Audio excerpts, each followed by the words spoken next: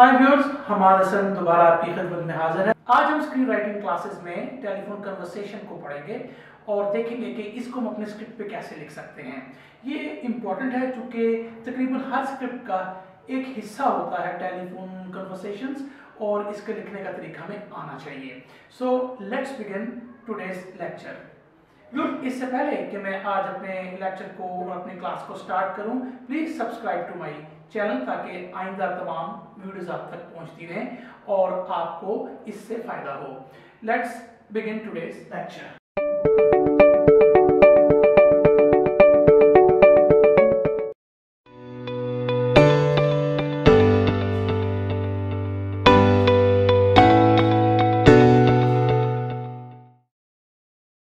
Viewers, how we can write telephone conversation? पिछली class में मैंने आपको वॉइस ओवर के मतलब बताया था कि वॉइस ओवर हम किस जगह पर लिख सकते हैं। वॉइस ओवर का इस्तेमाल उसी जगह पर आएगा जहां पर हम किसी डिवाइस के जरिए एक आवाज को सुन पाते हैं जो कि कैरेक्टर ना तो सीन में होता है और ना ही कैमरा लोकेशन पर मौजूद होता है। ऐसी तमाम आवाजें जो हम अपनी स्क्रीन पर सुनते हैं उनको वॉइस ओवर वॉइसेस कहते हैं। टेलीफोन कन्वर्सेशन में भी हमें वॉइस ओवर का इस्तेमाल करना पड़ता है कई मुकामात पर और कई जगह पे हमें इसकी जरूरत नहीं पड़ती। टेलीफोन कन्वर्सेशन में हम 3-4 मेथड्स को देखेंगे। उन मेथड्स के मुताबिक हम अपने स्क्रिप्ट में कन्वर्सेशंस को लिख पाएंगे।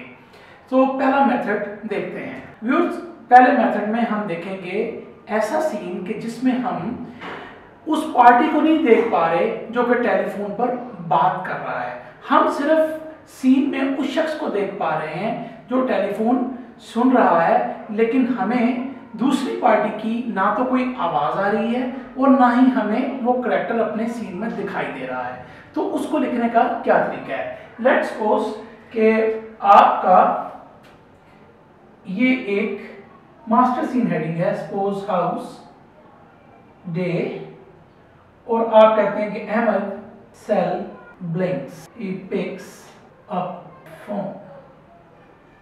ओके व्यूअर्स, अहमद को तो हम देख पा रहे हैं, लिहाजा यहां पर हम सिंपल उसके डायलॉग को ही लिखें। उससे बात कर रहा है और जो सीन में मौजूद नहीं है उसकी आवाज को भी हम नहीं सुन पाएंगे और ना ही उस कैरेक्टर को देखेंगे। सपोज वो कहता है व्हाट डिड यू से,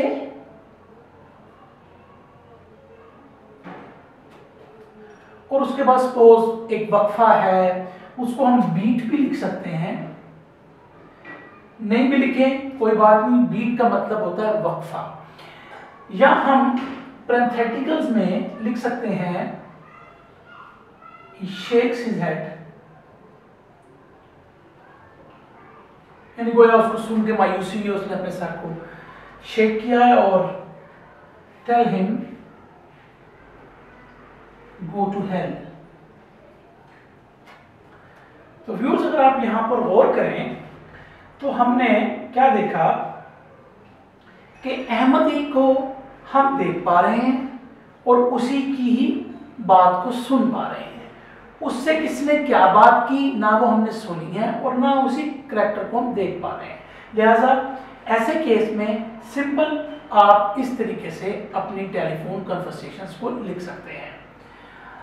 अब हम देखते हैं सेकंड मेथड कि जिसमें हमें दूसरी पार्टी की या दूसरे कैरेक्टर की आवाज तो आ रही है लेकिन हम उसको देख नहीं पा रहे। देखते हैं कि हम ऐसी सिचुएशन में अपनी कन्वर्सेशंस को कैसे। हम यही सीन लेते हैं, Ahmed cells blinks and he picks up the phone.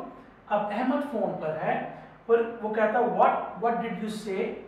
तो सपोज दूसरी तरफ सायरा है, तो अब सायरा हमें स्क्रीन पर नजर नहीं आ रही लेकिन उसकी आवाज सीन में आ रही है, तो it should be voice over.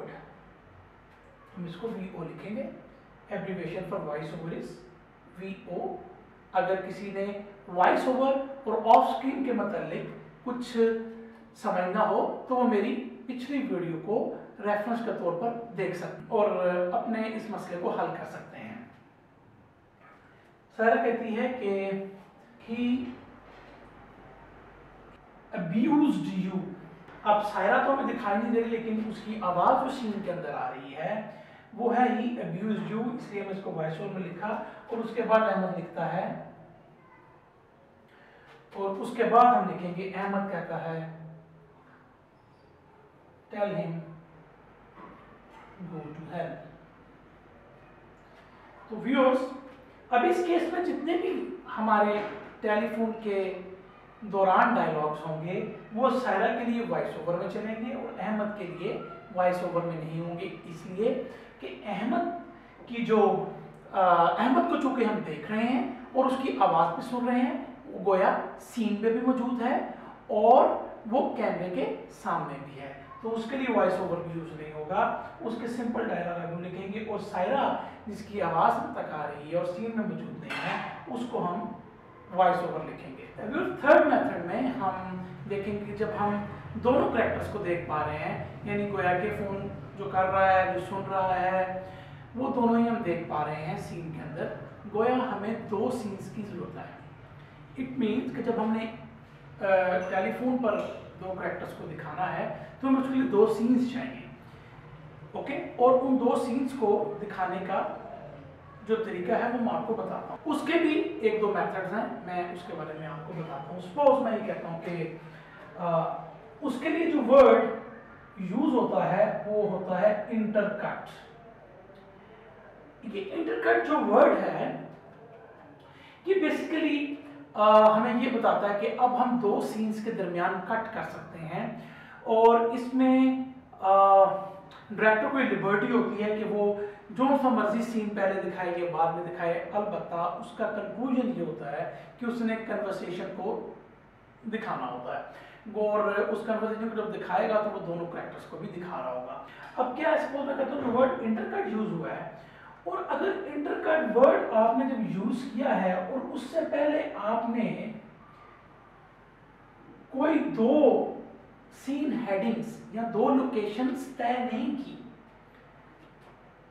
बात थोड़ी समझने की है कि सपोज मैं एक मास्टर सीन हेडिंग ले आ रहा हूं, इंटीरियर हाउस डे, यूं समझ लेते हैं इसको। अब मैं यहां पर लिखता हूं कि अहमद रीड्स अ बुक, ठीक है, सो ऑन, और फिर मैंने वर्ड यूज किया इंटरकट।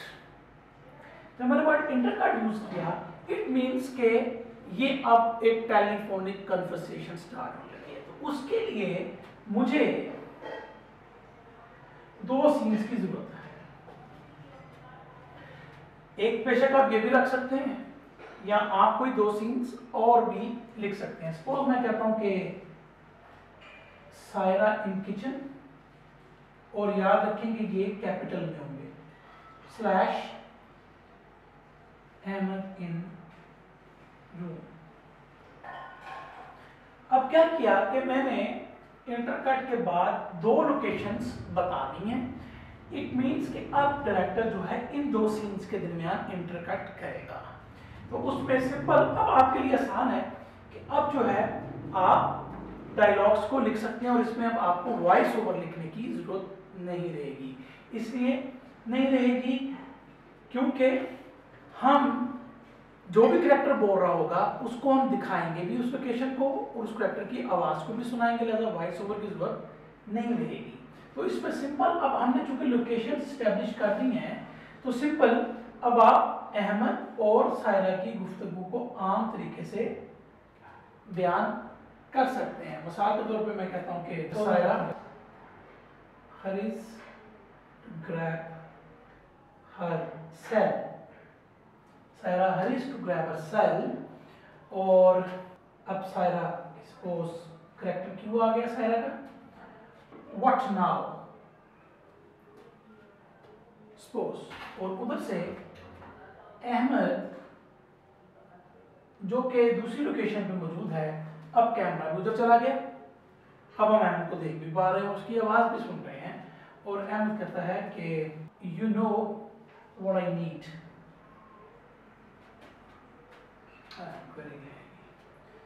You know what I need. तो सपोज सायरा कहती है I can't guess, suppose Ahmed कहता है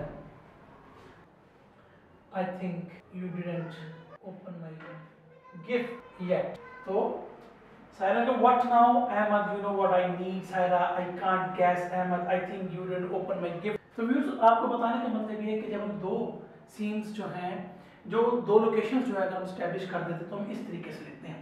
अब इसी का एक और तरीका है कि वेयर वी कैन नॉट, जब हम इंटरकट नहीं यूज करते वर्ड और हम क्या लिखते हैं कि हम पहले ही अपनी दो लोकेशन स्टैब्लिश कर लेते हैं। तो व्यूअर्स इस केस में हम अपनी दो सीन हेडिंग्स को पहले स्टैब्लिश कर लेंगे। तो उस तरीके से भी इस मेथड को हम देख सकते हैं। उसके लिए सपोज क्या कि मैं ये कहता हूँ कि सपोज इंटीरियर डॉट किचन, अब मैं तो suppose Saira hurries to grab her phone, her cell picks, okay. अब सपोज सायरा कहती है व्हाट नाउ।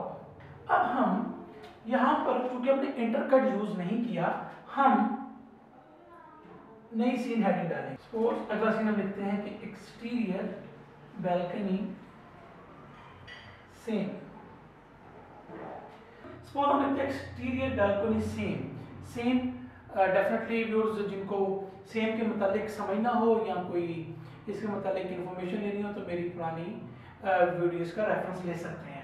और यहाँ पर अब हम लिख सकते हैं कि इंटरकट। अब इन दो सीन्स के अंदर इंटरकट हो रहा है। इधर आप बेशक लिखें, सपोज मैं लिखता हूँ Ahmed eats peanuts while holding his cell. और उसके बाद इंटरकट खाली लिखते हैं या लिखते हैं आगे टेलीफोन कन्वर्सेशन।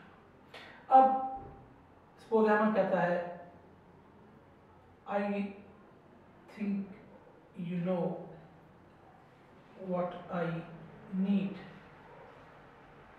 और अब आपको दोबारा सीन में, इस सीन में अब दोबारा हेडिंग में जाने की जरूरत नहीं है, इधर ही आप सायरा लिख लेंगे और इसमें आ जाएगा आई कांट गैस। और फिर इसी तरह आगे अहमद के सी जो डायलॉग्स होंगे वो भी चलेंगे और इस तरह चूंकि हमने इन दो हेडिंग्स को इस्टेब्लिश किया, उसके बाद ये वर्ड इंटरकट लिखा और उसके बाद अब हम लिबर्टी में हमें बार बार ये लिखना नहीं पड़ेगा। तो व्यूअर्स होप कि आपको आज की हमारी ये क्लास पसंद आई होगी। Thank you very much.